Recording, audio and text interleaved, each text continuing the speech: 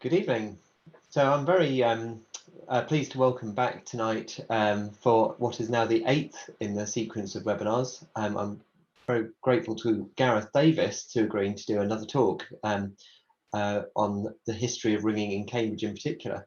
So I think everyone enjoyed hearing about the 16th and 17th century last time, and I'm looking forward very much to hearing about the 18th century, which, as far as I'm aware, has quite a few significant events in it. We've got plenty more webinars coming up. So next week, we've got Katie Town and Rob Childs talking about judging a striking competition. The title is, Can I Judge a Striking Competition? And not wishing to shortcut the answer is yes. So if you'd like to judge one for the first time, that should be a good one to tune into. And then the following week, we've got Will Bosworth, who's going to be talking about zones and pathways. So without much further ado, I'd like to welcome back Gareth Davis. I do hope you enjoy his talk, and I'm going to hand over to him now. Hello. Hope everybody can see me and hear me. Thank you for welcoming me back for the second time. I'm going to do this pretty much as I did the first time. So I'll talk for about 25 minutes and then we'll have a break at about 5 to 8 for anybody who wants to go outside and clap the NHS, and we'll resume at about 5 past 8. And I'll probably talk for another 25 minutes and then we can have some questions if you've lasted that long. This time, it is possible to put the talk onto YouTube. So if you don't manage to stick with the whole thing and want to watch the rest of it later, you will be able to later. So where to start?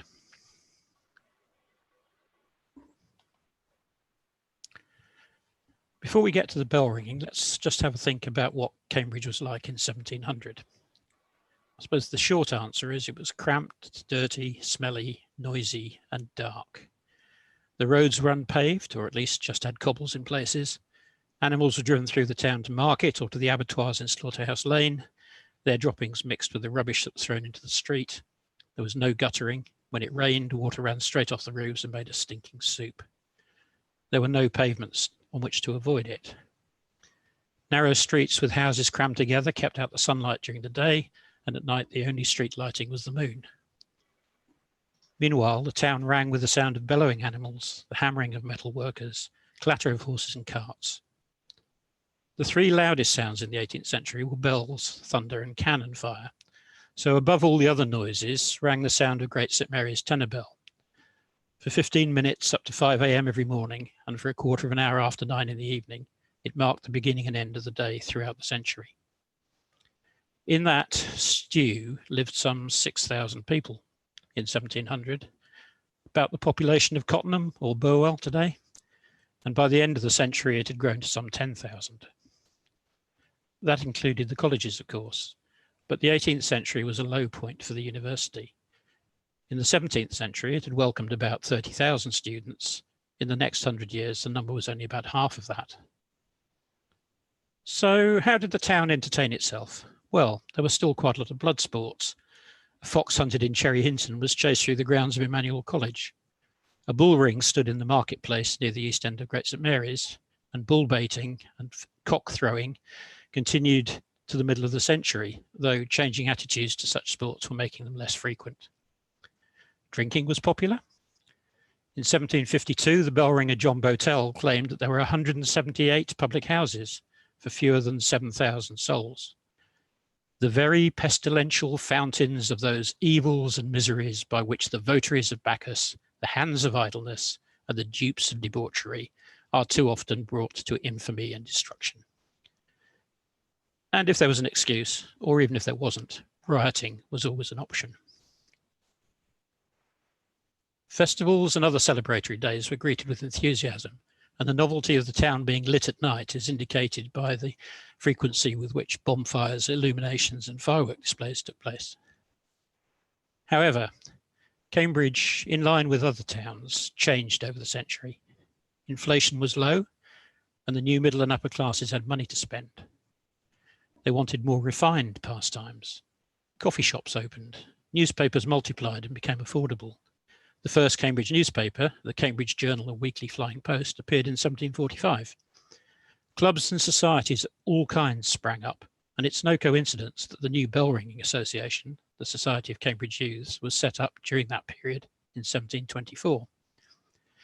Regular concerts began to be held. Plays were put on in the temporary theatre at Sturbridge Fair each September. The university rules didn't allow a theatre to be built in the town. Grand buildings were erected. The Senate House opened in 1730. Addenbrooke's Hospital was built in 1740. The Shire Hall was rebuilt in 1747. The Botanic Gardens opened in 1762, and the Guildhall was rebuilt in 1782. And finally, in 1788, the Paving, Cleansing and Lighting Act was passed, giving the powers to provide what we'd now call environmental services, cleaning the muck out of the streets, lighting them, and making sure that people swept their pavements. The entertainment had expanded as well, with better roads through the efforts of the turnpike trusts and more frequent coach services. Visiting shows brought exhibitions of everything from moving waxworks to a model of Paris, exotic animals, and oddities such as the scientific or learned pig, which passed through on its way to Norwich.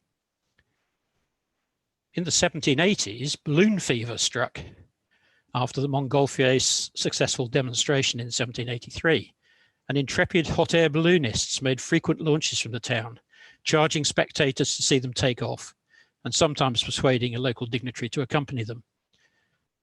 Though you can't help feeling that the spectators may also have been hoping for some disaster to strike. So it's against this background that we have to look at the exploits of the Cambridge bell ringers. And I'm mainly going to talk about the Cambridge Youths ringing at Great St Mary, largely because there's much more evidence for what they were doing than for the other churches in the town. However, we won't start at the beginning of the century, but let's jump to 1776. At their monthly club night on the 7th of December, the Cambridge Youths resolved to leave the 10 bells at Great St Mary's, the 12 bells at Great St Mary's, the Society's home since 1724, and they moved round the corner to St Benet's. 2 weeks later, John Woodbridge Banyard, the Great St Mary's steeplekeeper, advertised for replacements for them.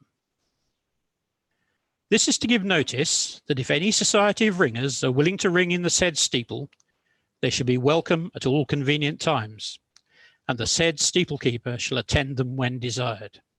Or any set of young men desirous of learning to ring shall have access to the bells on proper application. NB, very few of the present persons will be admitted in future. Banyard gave his version for the reason for the Cambridge Youths leaving. Whereas some disputes have arisen between the steeplekeeper and a set of people who call themselves the university ringers, and whereas the said persons, who make a considerable advantage from the use of the bells without paying anything to the parish, have withdrawn themselves from making any further use of the bells, unless the church wardens will invest them with such a power in the steeple as hath never before been allowed. Cambridge Youths didn't take this lying down, and they responded immediately to what they regarded as inaccuracies and slurs on their behaviour.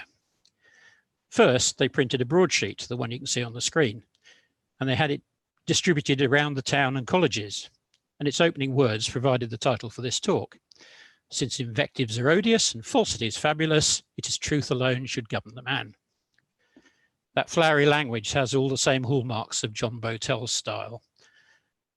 They followed it up by having the text published in the Cambridge Chronicle on the 4th of January, though they may have had second thoughts about the first sentence, as the newspaper version was changed to, since misrepresentations are odious and invectives are illiberal, which is nowhere near as flowery.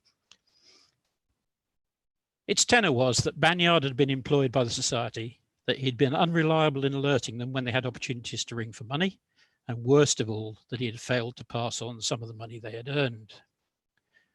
They resolved that any member going to help Banyard ring at Great St Mary's would be fined 5 guineas and ejected from the society. The authorities at Great St Mary's clearly found themselves in a difficult position. First and foremost, Banyard was employed by the church. There's no indication in the St Mary's records that his execution of his church duties had been unsatisfactory, yet he clearly did have some failings.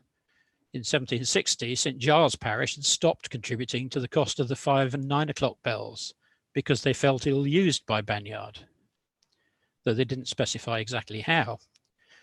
And the year before the dispute with the Cambridge youths, he'd also been involved in a case of embezzlement that had that year become before the Court of Exchequer. The Cambridge youths too had influential members. They included those men who'd raised the money to replace the tenor bell and had 2 new trebles 6 years earlier. And it must have been an embarrassment for the leading town church to lose the services of the leading town ringers, especially as there was no obvious rush to answer Banyard's call for replacements. In the end, the matter got settled very quickly, in the Cambridge youth's apparent favour. There was a vestry meeting of the parishioners of St Mary's when it was determined that the society should be invested with the power to appoint a steeplekeeper solely to attend to their business. In fact, the very power in the steeple that Banyard had said it was improper for the churchwardens to grant. Thomas Jones, a sergeant in the Cambridge militia and one of the ringers, was elected the same day to be the society steeplekeeper, and we'll see how well that appointment went a bit later. Apart from the entertainment value of this dispute, it illustrates one important feature of 18th century ringing in Cambridge, that ringing for profit was at least as important as ringing for pleasure. So in the rest of this talk, I'm going to look at ringing for pleasure and ringing for profit, and then spend a little time thinking about the men who did the ringing.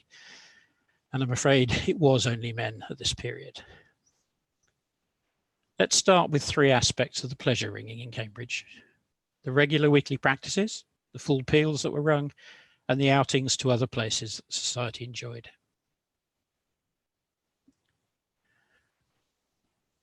When the society printed a list of its members in 1804, the introduction stated that it had been established on the 3rd of August 1724 for the purpose of improving the art of ringing changes in various methods.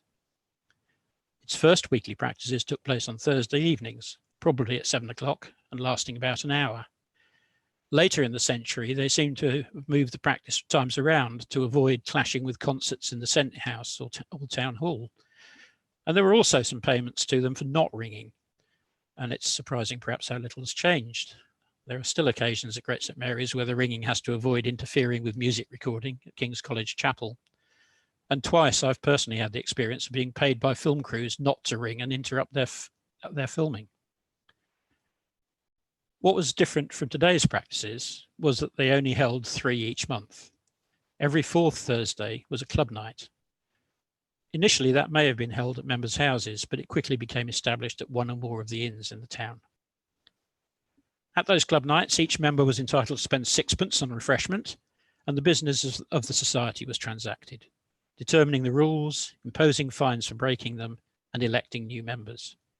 And, most importantly, the steward for the month accounted for any money the society had earned in the previous 4 weeks. Like any society meetings today, they were not always immune from hot tempers and bad behaviour, especially when drink was involved. And it was one of those meetings in 1746 that James Bennet was fined for pocketing the cucumber and then for blotting the account book. Sadly, we know more about the club nights than we do about how the practices were organised. There was no official post of ringing master. Maybe the steward also organised the ringing. Maybe it was managed by consensus. It is likely that the practice was to ring 1 or 2 extended touches rather than a lot of short touches, as we often do today. At times during the century, the society also practiced on Monday nights, sometimes every week, sometimes just in the week of club night to make up for missing the Thursday. But only once when that happened do we know exactly what was being rung.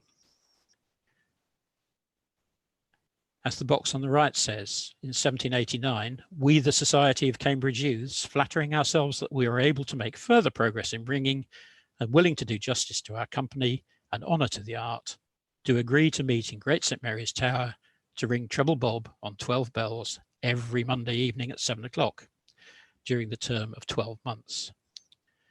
The intention presumably was to work up to ringing a peal, but if they tried, they weren't successful.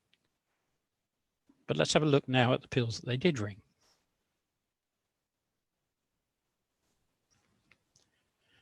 In the top half of the timeline are the peals that the Cambridge Youths rang at Great St Mary's.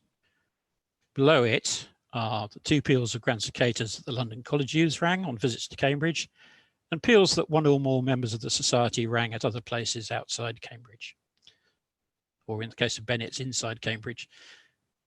You can see that peal ringing didn't really take off until the 1760s, and it was given a boost when the bells at Great St Mary's were augmented from 10 to 12. And that also coincided with a surge of performances in other places. Saffron Walden, Oxford, Norwich, all places that had become much easier to travel to as the turnpike roads had extended during the period up to 1770. I haven't got time today to go into the details of the augmentations at Great St Mary's, except to say that the number of bells was increased from 8 to 10 in 1722-3, and then from 10 to 12 in 1770. And at that time in 1770, there were only 6 other rings of 12, 4 in London, 1 in York, and 1 in Cirencester in Gloucester. So Cambridge was well at the forefront of ringing. The fact that the Cambridge Youths didn't ring any peals on the 10 for nearly 50 years after 1724 does tend to support a piece that appeared in the Norwich Gazette that reported that the ringers could only ring 8 by reason that they have had no ringers that ever practiced ringing more than 8. Well, if you hadn't got 10 bells, you wouldn't have, would you? However, if progress had been slow before 1770, it speeded up considerably once the ring was made into 12. You can see that the first peal on all 12 bells, the Grand Succincts, was rung almost immediately. It's perhaps surprising, though, that most of the peals after that were on 10, not 12, and it may have been because the 2 new trebles hadn't proved entirely satisfactory. And it wasn't just the ringers who noticed their failings. In a letter to a friend in 1779, William Ludlam, the professor of mathematics in Cambridge, wrote that neither ringers, singers, nor the professor of music have been able to determine what note they speak. The general sentiment is that they speak no note at all.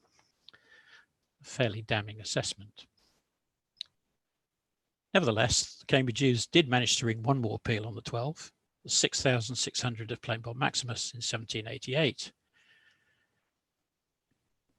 And judging by the amount they spent on this beautiful peal board, which was restored this century, 7 guineas for the board, 8 guineas for the painting, and 2.5 guineas for installing it, which in 2017 prices is more than £2,000.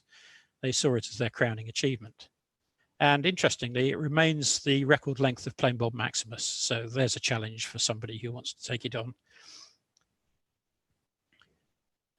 However, for me, the most remarkable peal is not that one, but the handbell peal that was rung in 1777, though it's debatable whether the Cambridge Youths can claim that. Rung on the 19th of May, it's one of the 2 earliest records of handbell peals that I've found. The newspaper report said, on Monday last were rung on 8 handbells, 5,152 changes Bob Major, completely finished in 3 hours 25 minutes by the following persons. William Young, first pair, called the peal, John Lawson, second, John Hannibut, third, William Hannibut, fourth. The above is the first peal of the kind ever attempted in Cambridge. Now, whether the bells were retained in hand or whether they were lapped, that's passed from ringer to ringer, we'll probably never know, though the slow time might suggest that the latter was the case. But even so, it was still a remarkable performance for the time. And the names give us some evidence that the Cambridge Youths weren't the only game in town if you wanted to be a ringer. William Young was a farrier. He'd followed his father and joined the Cambridge Youths in 1760, but he left in January 1777, a few months before the peal took place. John Lawson was the baker to Trinity College. He wasn't a member at all when the peal was rung, but joined 10 years later. And at the same time, William Young rejoined the Cambridge Youths. The Hannibuts were never members of the society. William Hennebut died in 1792 and was buried in Chesterton, a single man, as the register recorded. and John Hennebert was probably the man who scratched his name and occupation onto a pane of glass in King's College Chapel. John Hennebert, plumber and glazier, 1767.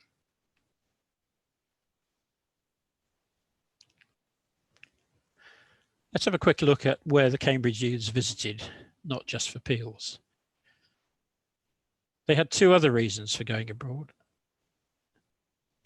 One was to open new rings of bells, and you can see that the dates that are in red are the places that they went to open them. And just for outings, the first one to Cottenham in 1767, where one of their members had moved recently. When they went to open the new bells at Bury St Edmunds in 1785, it didn't quite go to plan. The Bury Post reported on their visit the following week. Friday last, being the birthday of the Prince of Wales, the same was celebrated here by the opening of our new peal of 10 bells, cast by Mr. Osborne of Downham, whose abilities as a founder might have suffered from the inexpertness of a set of ringers from Cambridge, who laid pretensions to being complete masters of the art, when in fact they were mere novices. In a response, the society seemed to accept that the ringing had been poor, but they blamed it on the rough going of the bells and the confused noise of the peal in the belfry through want of a proper ceiling, which prevented the company from acquitting themselves with that general satisfaction which on similar occasions has hitherto shone conspicuously on that ancient and respectable society. And they also regretted that they'd been over-generous in allowing other ringers to ring with them. And this conjunction of different companies was the real cause of that clashing of sounds, so partially and malevolently attributed solely to the Cambridge Society. Newspaper reports of their visits to other places were rather more complimentary, though there's always a suspicion that the ringers wrote them themselves, as they almost certainly did with their peal reports. In the Bob Maximus, for instance, the regularity of striking and harmony throughout the peal was allowed by the most competent judges that heard it to be a very masterly performance. Maybe it was. There certainly weren't any letters of complaint in the Cambridge newspapers.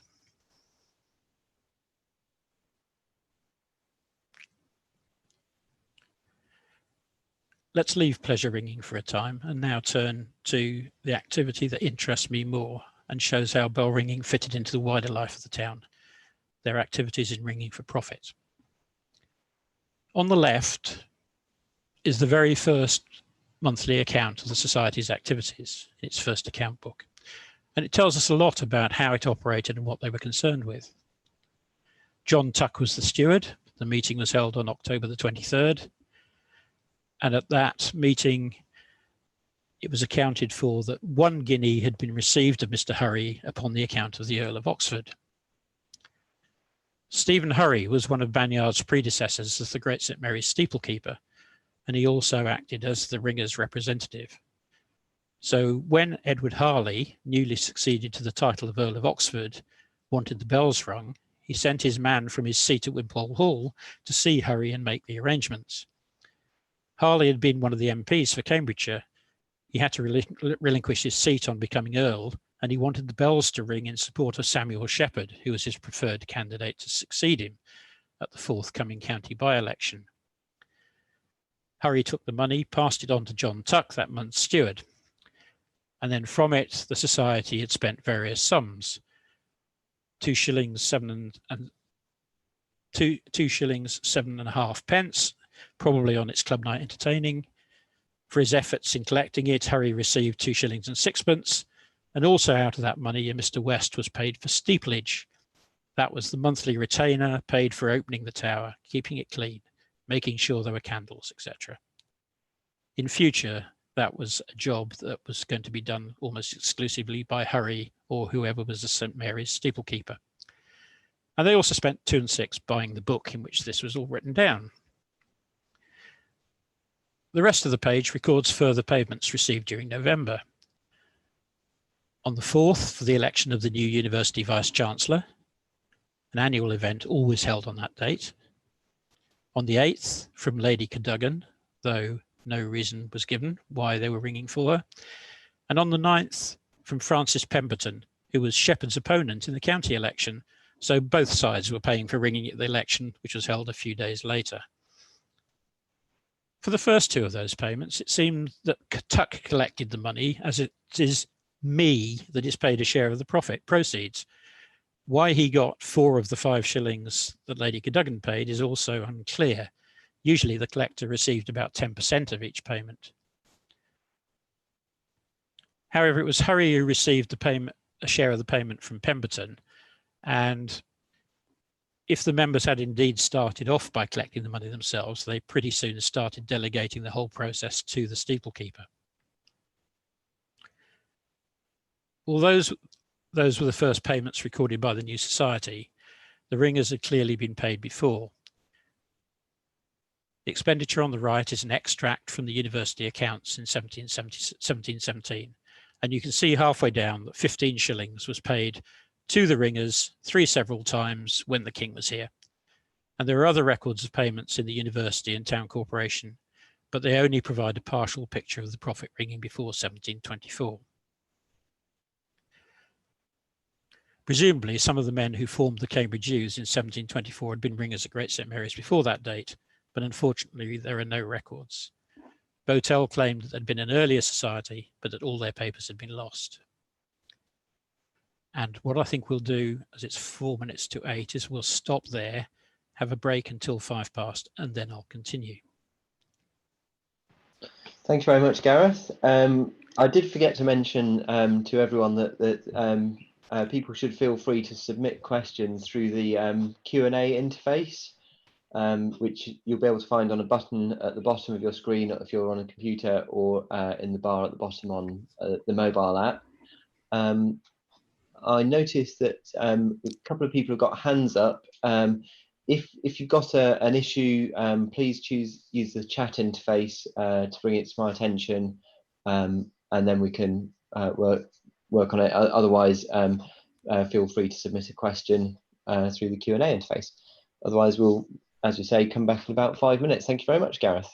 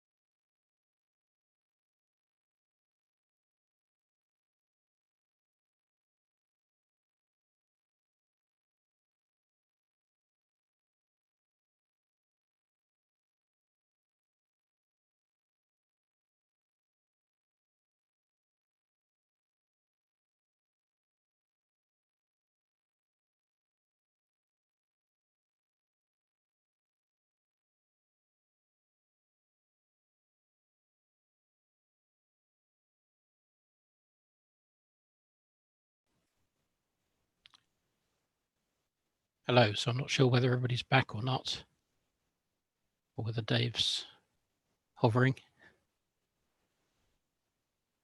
Yes, it looks like the vast majority of people are back. Of course, we can't see or hear people in their own houses, but yeah, I certainly I think everyone should be back. So let's carry on. Thanks, Dave. Okay, so we've just been looking at some of the payments that the Cambridge Youths received. Incidentally, I put a little picture of Mortlock's banknote in the bottom right-hand corner.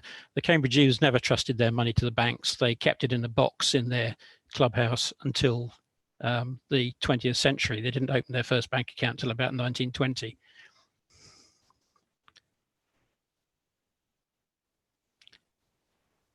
Right, so although we don't have many records before 1724, the account books that the Cambridge Youths kept were meticulously detailed through the rest of the century. And they recorded that the Cambridge Youths received just over 2,000 separate payments for ringing, totaling £2,279. As you can see from this graph, the amounts they earned grew steadily through the century, with a slight blip in the last decade, largely due to the effects of war with France affecting the economy and the mood of optimism that was usually associated with bells ringing not being there.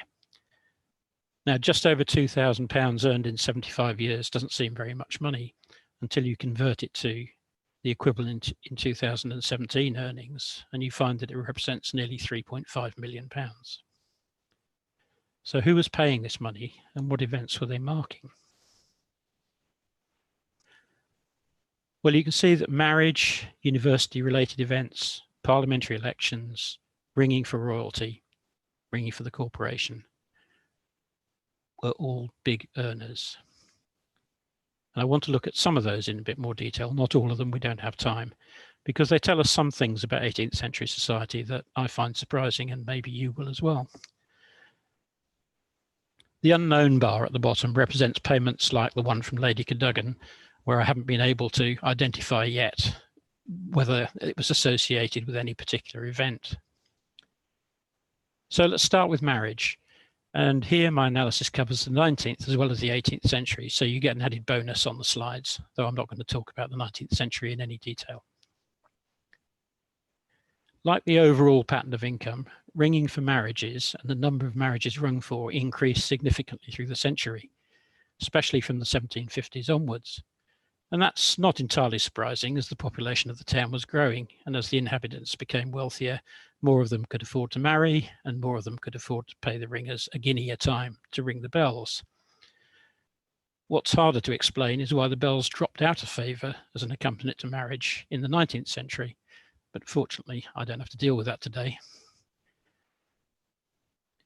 I don't know whether you're like me, but if we think about wedding bells, typical picture in my head is a sunny Saturday afternoon with the bells starting to ring as the bride and groom leave the church.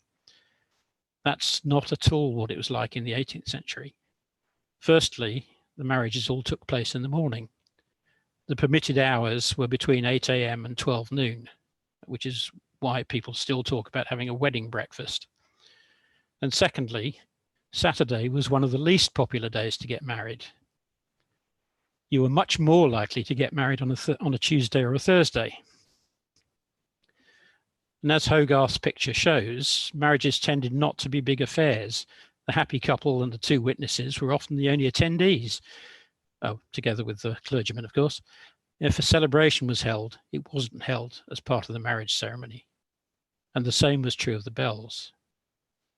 Not only did the bells not ring at the time of the wedding, but the chances were that they were ringing in an entirely different church to the one you were getting married in. Across the 18th and 19th century, Great St. Mary's bells rang for about 1,400 weddings. So far, I've been able to identify who was getting married and where they got married in about 850 of those cases. Only 129 out of the 850 were weddings that took place at Great St. Mary's. about 15% of the total that were rung for. As you can see, most of the others were spread across the other town parishes. So 11% of the weddings for which the bells at St Mary's rang were held at All Saints Church, 10% at St Andrews, and so on. Some of these, like St Paul's, weren't built to the 19th century, so they don't apply to the 18th century. However, the quick mathematicians among you will notice that if you add those figures up, they don't come to anywhere near 100%. And that's because more than a quarter of all the weddings for which Great St Mary's bells rang took place outside Cambridge. 27% in total. Some 235 churches where weddings were held, not outside Cambridge, but where Great St Mary's bells rang to celebrate it. However, where the wedding took place and what time didn't really matter, because the practice was to ring the bells at 6 o'clock in the morning for a wedding. And if the ringers had been paid to ring more than once, which they frequently were, they also rang at 6 o'clock in the evening. And occasionally they were asked to ring 3 times, in which case they'd also ring at 12 noon. So why did people pay to have the bells rung for their wedding when many of them wouldn't even hear them? Well, probably for the same reason that marriages were reported in the local papers. They marked a change in status, but also the successful completion of a contract. I'm sure people did marry for love, but how much better if the one they loved also had some money? The most common formula for newspaper announcements was, on Tuesday last, Mr. So-and-so of this town married Miss X, an agreeable young lady with a considerable fortune. The bells marked the successful capture of a bride and her fortune, and on occasion, especially where the marriage happened outside Cambridge, the ringers were also paid to ring for the groom bringing his wife home, a phrase that always makes me think he's been out hunting. If you think I'm being cynical, then you only need to read Jane Austen to see the value that was placed on the financial aspects of marriage. And it's no coincidence that the only legislation regulating marriage in the 18th century was Lord Hardwicke's Act of 1753 to prevent clandestine marriages. That's ones where the parents hadn't agreed to the wedding. Wealthy parents did not want their sons and daughters marrying without their consent and taking their money outside the family. It was needed to cement business and social alliances.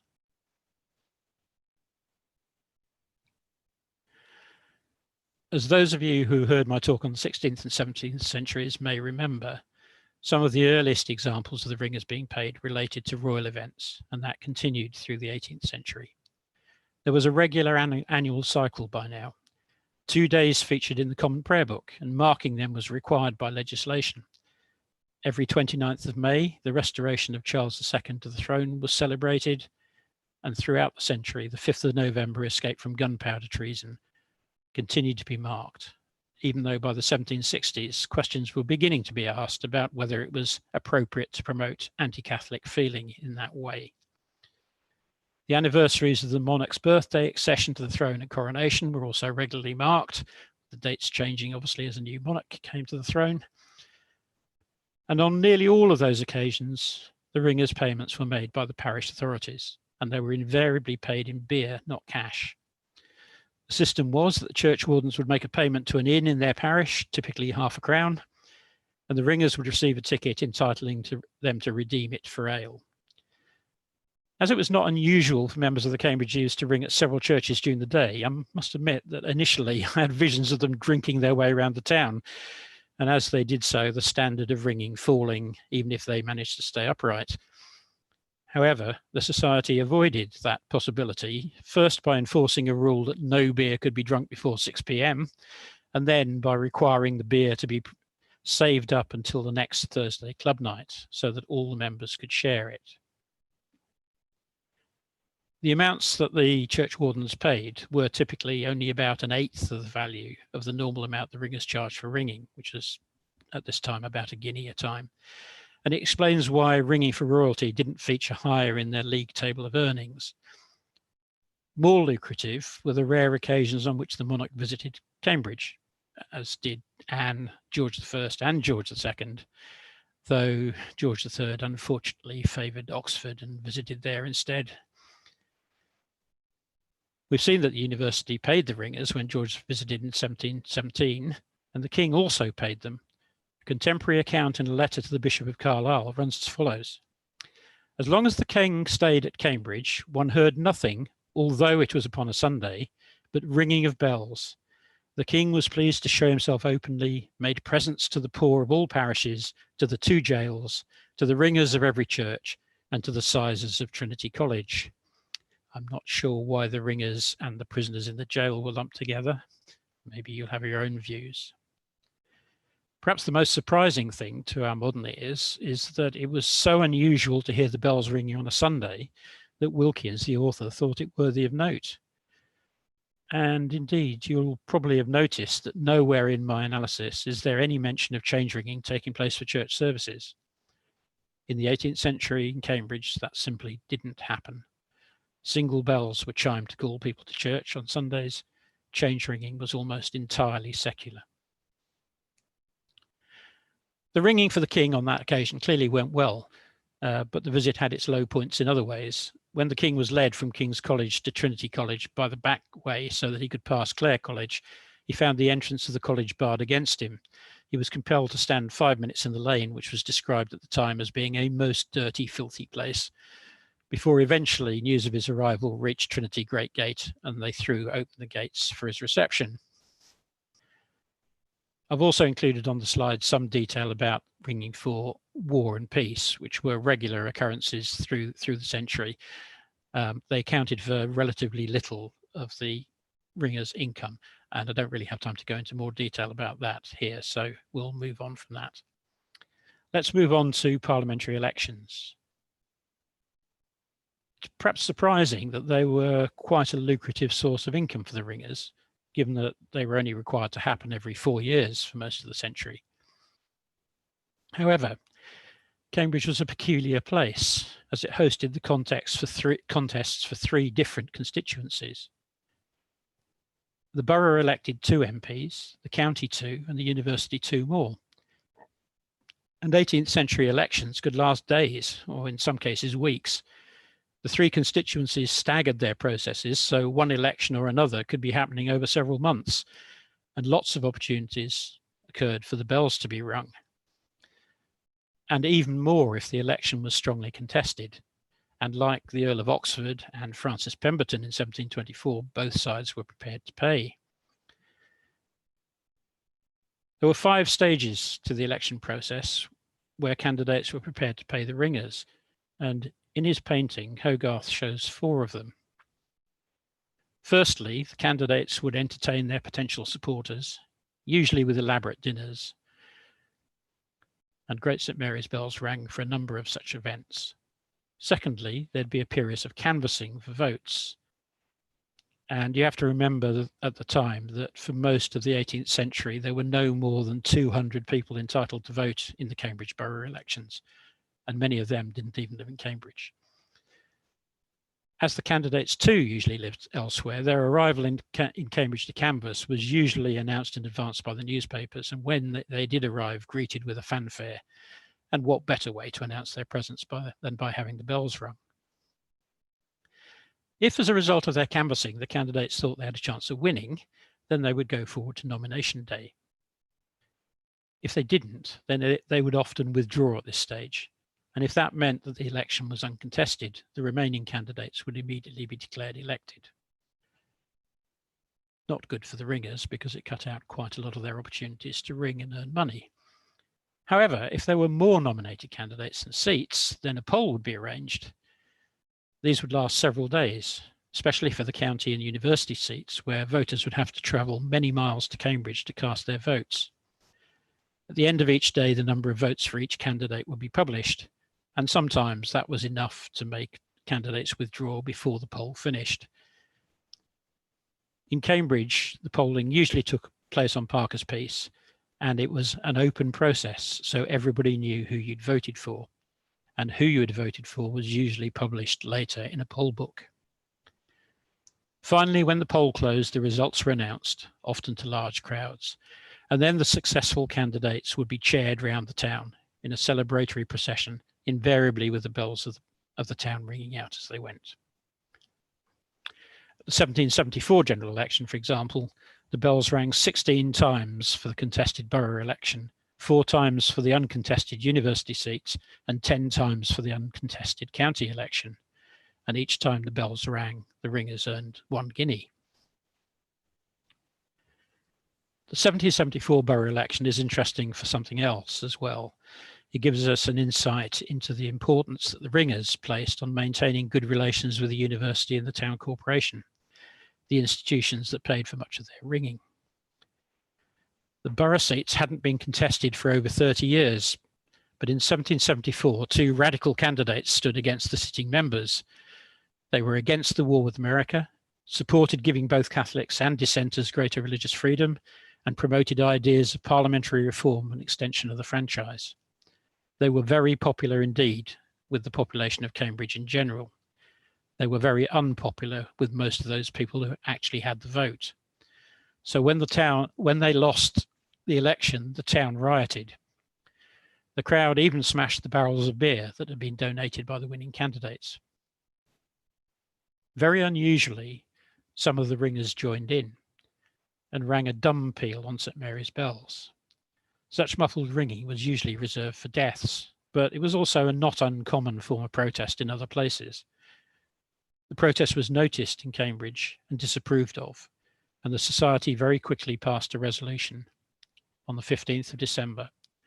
Agreed this night, whereas the company has rung dumb peals on various occasions, which has given great offence, it is agreed this night by the majority of the company that no dumb peal shall be rung on any occasion whatsoever, except on the death of a member, or one who has been a member, or a crown head, on the forfeiture of 10 shillings each member.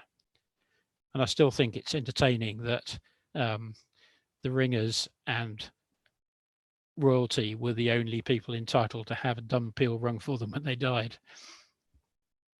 10 shillings was the highest fine that the Society had imposed for any misdemeanour, but apparently it worked, as there were no more occasions when the bells rang in protest, though the ringers did continue to take money from all sides for ringing at the elections.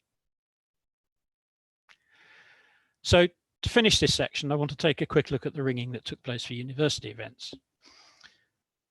Before the Senate House opened in 1730, many of the university meetings and ceremonies were held in Great St. Mary's Church, and it was only natural that the bells there were used to summon people to those meetings. That continued when the university moved to the Senate House in 1730. Indeed, the Great St. Mary's steeplekeeper was kept very busy ringing single bells for the university. He was required to do so for about 30 ceremonies a year, to ring the bell to call students to lectures, and to mark the death of a grumile, a member of the university resident in the town. Officially, the keeper of the university schools, the schoolkeeper, was the university bell ringer, but the practical tasks were delegated to the Great St. Mary's steeplekeeper. And as we've seen, those steeplekeepers, like Harry and Banyard, also acted as the representative for the change ringers. In addition to the ringing of the single bell, there were opportunities for the change ringers to earn money from some of the university ceremonies. The admission of noblemen to their colleges, the election of new professors or college masters, or the installation of a new chancellor. And the steeplekeeper was in the perfect position to recognise those opportunities and summon the ringers to the tower, which he did by tolling out, as it was called. In other words, ringing a single summoning bell. I think the ringers must have felt like they were in emergency service at some point, because once they'd heard the bell, they had 15 minutes to get to the tower or face a fine. Once they had rung, it was the steeplekeeper's job to go and collect money from whoever would pay. When a new chancellor was installed in 1769, Banyard managed to collect 12 guineas from 8 different attendees, including the Archbishop of Canterbury. You can see why then the behaviour of the steeplekeeper was so important to the financial success of the Cambridge youths, and why after 20 years of reprimanding and fining him for repeated failures and misdemeanours, they finally lost patience in 1776 and appointed Thomas Jones to be their own steeplekeeper. And I said I'd return to him.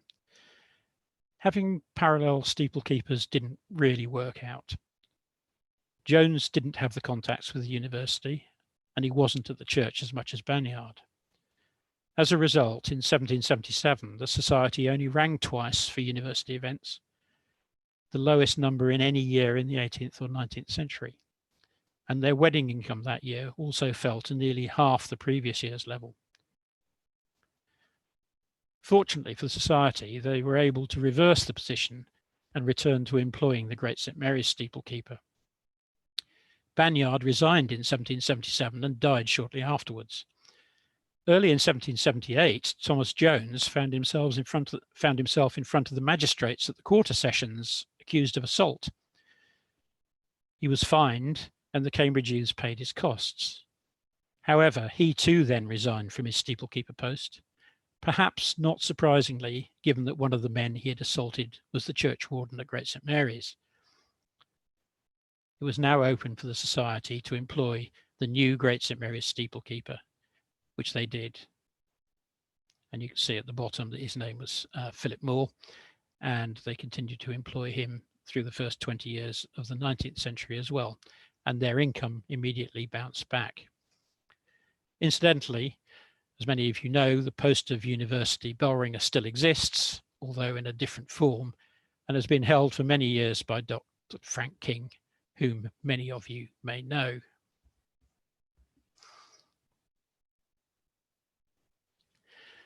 So, if the ringers were so keen on profit ringing, what did they spend the money on? Well, we've already seen that they paid for refreshment at their club nights, and they paid to visit other places, and they paid for peel boards to celebrate their successes, and they also paid out for a variety of improvements to the ringing room, though not usually to the bells themselves. Banyard had been right that they didn't pay for the cost of ropes or other fittings, but then the parish hadn't expected them to. Perhaps the most notable expenditure was on the wainscot, the linen fold panelling that still graces the ringing room, and was bought second-hand from one of the colleges at 6p a foot. But in addition to those kind of purely practical expenditure, and candles were clearly a regular expense, the society was also prepared to take a gamble occasionally, and on a number of occasions in the 1780s, it invested in lottery tickets. The government ran lotteries through much of the 18th century as a way of raising money to support the exchequer. And they were certainly popular. I don't think there was a mystic Meg of the 18th century, but there were plenty of people trying to sell you tickets which they guaranteed would win. There was a new lottery each year, and tickets could cost as much as 14 guineas each, though for that you were entered into each weekly draw, so you had a new chance for the ticket to win each week. You could also buy a share in a ticket if you couldn't afford the whole thing. So in 1781, the Cambridge youths bought 4/8 of a ticket at a cost of 7 guineas. After a few weeks, having not won, they then resold it for 2.5 guineas less than they'd paid for it. The way it worked was there were 2 barrels. One contained the numbered tickets. The other contained slips with prizes or blanks on them. Each ticket was drawn in turn and then matched with a prize or a blank drawn from the other barrel. The tickets were drawn by boys from Christ's Hospital, the Bluecoat School, as shown in Cruikshank's cartoon. The society didn't have any luck with its gambles on lotteries, but they did benefit from being paid to ring when other residents of Cambridge won. So in 1767, for example, they'd been paid to ring when the Boot Society, who were the locals at the Boot Inn in Green Street, won a significant amount of money. So, who were these men that joined the Cambridge Youths? You may have noticed that the obligations of membership were quite onerous, and they became more so through the century as the number of paid ringing occasions rocketed. In particular, they needed to be able to attend at very short notice, at pretty much any time of day, and sometimes multiple times on the same day. And that meant they needed to be able to leave work when they pleased. In exchange, they received dividends from the money earned. When a considerable sum had been built up, the contents of the box were shared out equally between the members. Nearly all of the 11 founder members were self-employed, either as craftsmen or they had sufficient income to spend their time as they pleased.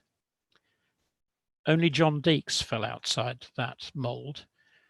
Though he rang the treble in the Society's second peal, he had left by 1735, and his employment as a labourer was clearly incompatible with the demands of the Society. He fell on hard times, and the Society occasionally sent him money to help him out. He was also notable for breaking the same leg on 4 separate occasions, an occurrence which the newspapers reported with relish each time it happened.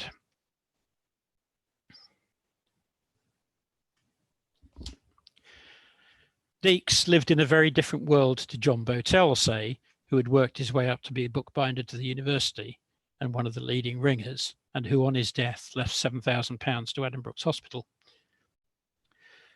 So in terms of 18th century members, Deeks as a labourer was the exception.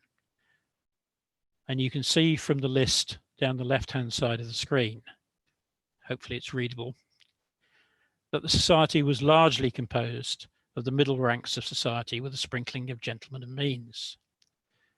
Nevertheless, there still was a division between the wealthier members with independent means who could afford to do what they pleased, including going off to Saffron Walden for 2 days to ring a peal, and those members who needed ringing payments to bolster their income, or at least compensate them for lost working time.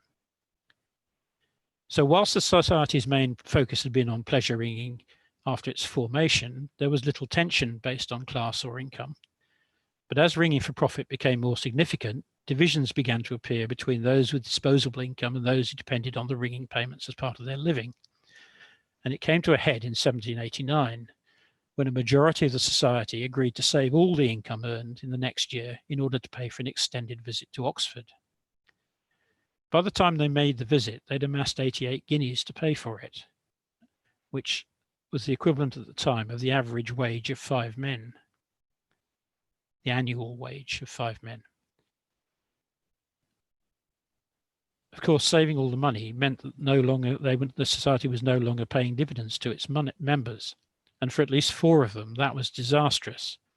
They all had to leave, unable to pay the fines for non-attendance that would normally have been deducted from their dividends. And of course, as they had to work harder to earn more money, they were less able to attend and their fines went up, and so the whole thing went round in a spiral. The Society later had to send 1 guinea to one of them, as it noted in the book, in distress. There was no immediate change to the membership of the Society, but after that date, it increasingly focused on its paid ringing. And the number of wealthier or more genteel members who'd been attracted by the artistic and scientific challenge of change ringing gradually diminished as they were whittled away by death or infirmity.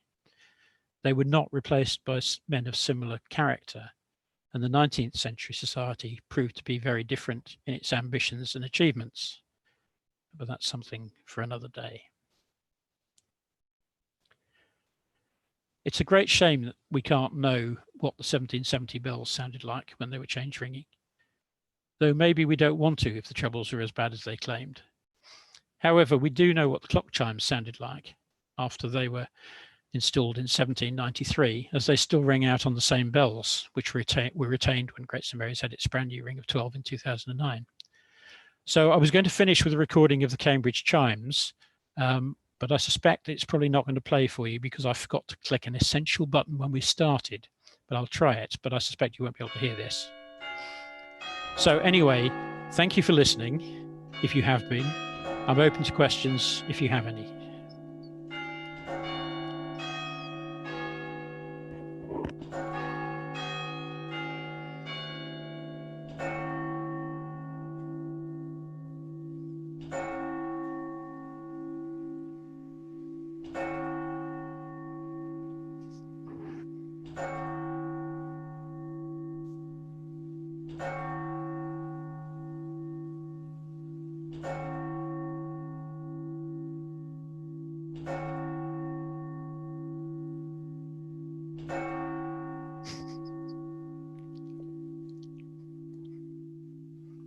There we are. Well, thank you very much indeed, Gareth. That was fantastic. And we've got quite a few questions in already. So without much we'll just get straight on with it. Yeah. Oh, incidentally, your chimes did play out very nicely. Oh, thank you. Good. Yeah. So Anand asked what was the reason for people ringing for profit. I think actually that was probably covered in the later part of the talk, but yeah, it was really, really interesting. So just to go back almost to the beginning, you mentioned lapping handbell peals. What is lapping? Okay, so if you're going to ring handbells and you have two bells, you have a choice about how you do it. So you can stay holding the same two bells the whole time. And as you ring them, you just have to work out where you have to ring after the other bells. But if you imagine that you've got two on your knee or your lap and the person next to you's got two, and if you want to hunt the treble up to the back, you pass it to the person to your right, and they pass it on to their person on their right after they'd rung it, and so on. So it goes up to the end of the row and comes back again. So that's lapping. And if you want to see a good example of it, do a search on YouTube for lapping, and you'll find some really good videos of people doing it. It's hilarious, but it's very slow. Yeah, it's fantastic. I do recommend. Do go and have a look. What were the 4 early London 12s? I knew you were going to ask me that. If only I could remember. Just bear with me a moment. I'll come back to that one. I'll tell you in a minute. Excellent, wonderful. So there's a few connected questions about sort of Sunday ringing. Yeah. So the several questions are: when did ringing services start, or is there positive evidence for lack of ringing, or is there is it or is there just a lack of evidence for ringing on Sundays? No, I think it's almost certainly that it didn't happen. There are quite a lot of references to surprise at bells being rung on Sunday, and people complaining about it. And indeed, even in the 19th century, Elocume and people were arguing that change ringing for services was not the most appropriate type of ringing, and that the bells should be chimed. As far as I can tell, at Great St Mary's, they didn't start ringing on Sundays until 1929. Okay. Can't be absolutely sure that they didn't start before then, but I think it was probably as late as that. Yeah. Oh, that's interesting. And the when you're looking through the list of early what do you call them? University bell ringer. You had the incumbents of the post. Do you find it surprising that the post was held by Susanna Morahan, so presumably the widow of the previous? So it's not unusual for 18th century businesses to be taken over by the widow when their husband died. And in fact, one of the rope making businesses in Cambridge was taken over by a widow and run quite successfully for about 40 years. So there were a number of women who became the tower steeplekeeper. There's another one in the 19th century who was tower steeplekeeper for nearly 50 years. However, I don't think they did the practical ringing. Certainly, when the ones I've been able to track down, it looks as if their children or a deputy did the actual practical ringing. And there are some complaints at Great St Mary's that they needed to restrict the number of people going up to ring the 9 o'clock and 5 o'clock bells, for example, because there were too many people having fun in the belfry. Wonderful. Richard Smith has intervened with the London 12s in chronological order: St Bride, St Martin in the Fields, St Michael's Cornhill, and St Saviour Southwark, now the cathedral. Correct. In fact, I've got, just yeah. Thank you, Richard. Fantastic. Sam Gorman asks, are you going to present on the 19th century? And at least one other person wants to know that as well. So I suppose it partially depends how long lockdown lasts for, doesn't it? Yes, I mean, I've done the research for the 19th century as well. It's just whether I've got time to put the talk together, before lockdown finishes. If there's enough demand, I'll try and do it. Yeah. Wonderful. Thank you very much. I won't do the 20th century, though. I haven't done the research.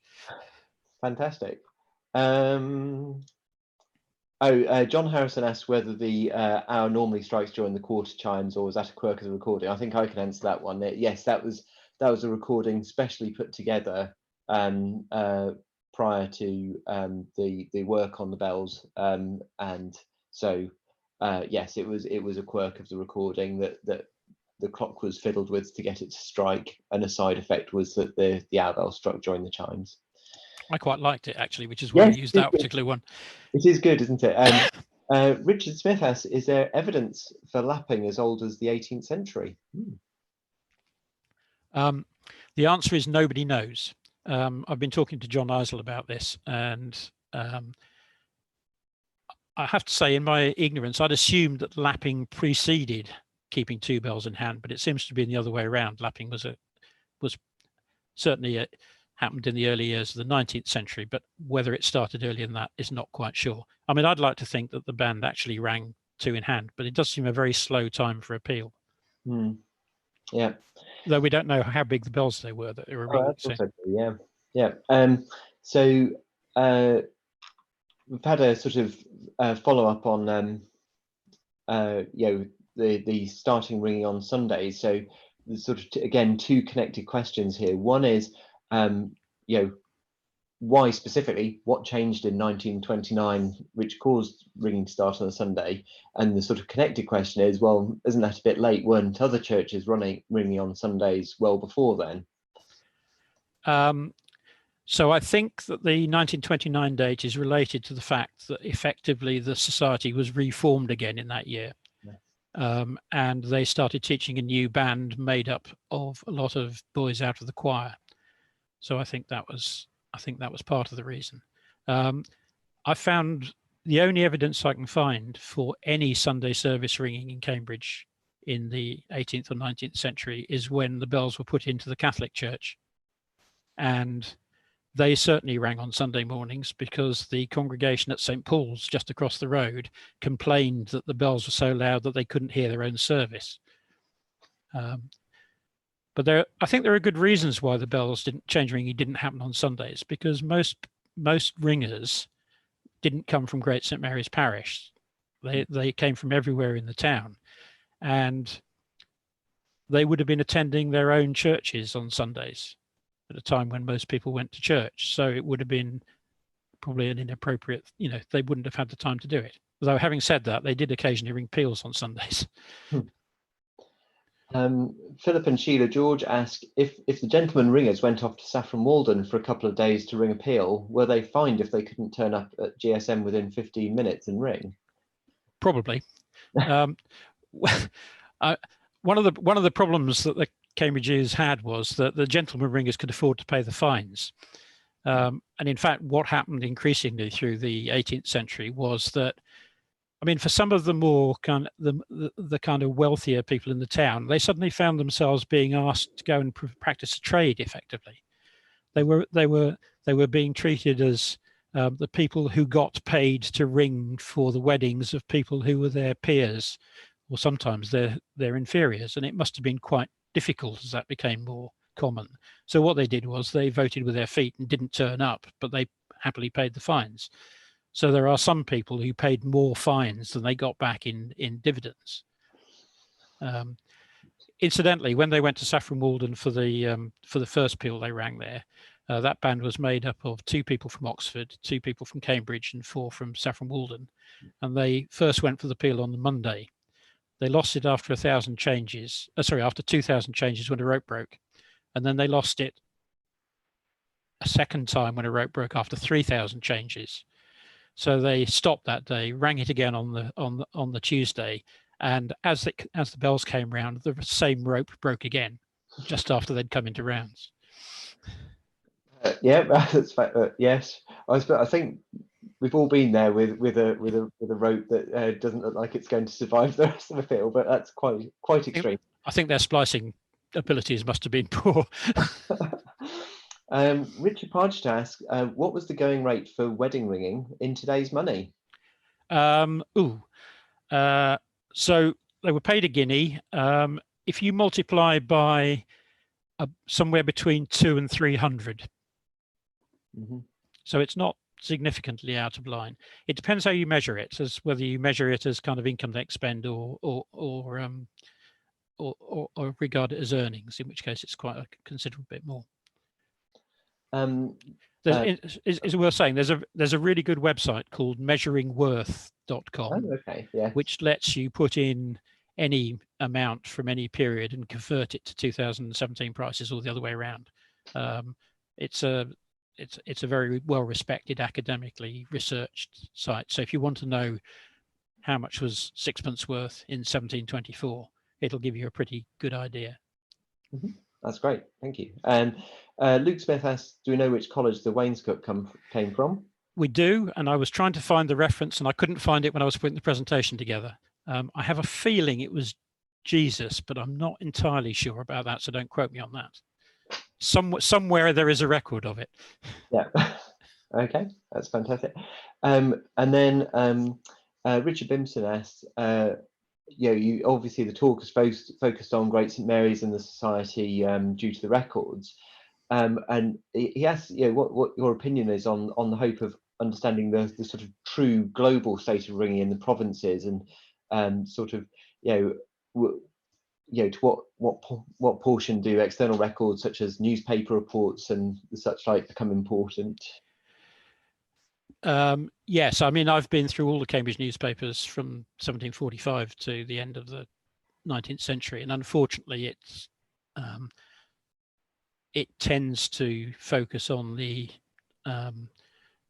bands that were prepared to advertise what they'd achieved, and there's very little village ringing reported, unfortunately. It's certainly in Cambridgeshire, there are only handfuls of reports compared to dozens for Cambridge. I mean, certainly in Cambridge, there is evidence that there were bands at other towers. I've identified the names of about 16 ringers in Cambridge who weren't Cambridge youths, but certainly must have been good enough to become Cambridge youths, because about 14 of them joined the college youths. Mm-hmm. But I haven't had time to research who they were or which parish they came from. It's very likely that there was quite a thriving band at St Edward's for much of the century. The parish there paid for the bells to be rung over 700 times in a very short period, and 2 of the Cambridge youths were fined by the society for going to ring at St Edward's before they rang at Great St Mary's.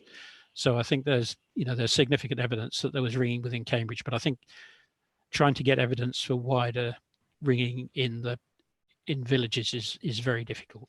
Yeah. Richard Bimson also sort of says, yes, so roughly speaking, that the guinea paid for a wedding comes to about £260 today, which that, as you say, that's roughly in line. Yeah. But it depends what you can buy with the £260, of course. Well, yes, indeed. Yeah. And I think finally we have a question from Luke Smith again. It says, obviously the records noted the fine for pocketing the cucumber. Yeah. Have you had any luck identifying what the cucumber in this case was? Okay, so my theory is rather boring, I'm afraid. Oh. So you can make something up for these people. Yeah. Interestingly, at the time, there are a surprising number of cucumber stories in the local papers, including a man who bets that he and a friend of his will weigh more than one other person carrying a cucumber, but slightly odd. So I think you have to set this in the context of a Thursday night club night. So this wasn't happening in the tower. Clearly, because they got the book out and he was blotting it, he was being fined. It was a club night. Club night, they were being entertained. They'd have drink. I suspect they also had food. And I suspect what happened was that there was a cucumber as part of the refreshment, and he simply nicked it. And James Bennett was a very mercurial person. He joined and left the society 3 times before he finally left. And he was described by one of the members when he left as the whimsical James Bennett. He was actually a musician. He was in the choir at 3 of the Cambridge colleges, and he was the organist at St Michael's. Well, fantastic. Well, thank you very much. So, it looks like there's no further questions, so it just comes to me to hello. Sorry, Richard Smith has just Yep. Yes, not quite an answer to the wainscot question, but yes, he says it's referred to on the SCY accounts on 21st of February 1782. Yeah, but yes, we don't quite have an answer there. No, so the bit that Richard can't read on the photocopy actually says at the price of 6p per foot, but it doesn't say which college it was. I came across another reference somewhere that actually says where it came from, which is the one I'm struggling to find.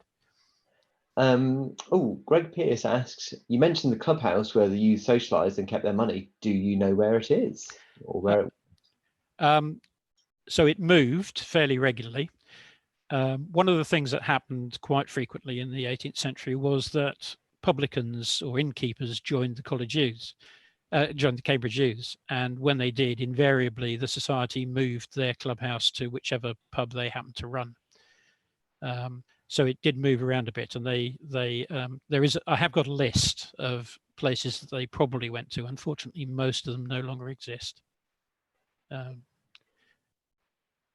or certainly not as pubs. Wonderful. Well, I think this time genuinely we have got to the end of the question, so it just comes to me to say thank you very much again for such an interesting talk. It's great to hear a historical perspective on ringing and put into context all the various highs and lows of the society over the various years. So thank you very much, Gareth, and we do hope that you're able to come back and talk to us about the 19th century, possibly in person if lockdown has finished. So that, it'd be very, very not sure whether that'd be more worrying or less worrying. Brilliant. Anyway, thank you very much, and we'll draw it to a close here. Thanks. Thank you very much, Dave. Cheers. Bye. Thank you for listening. Bye.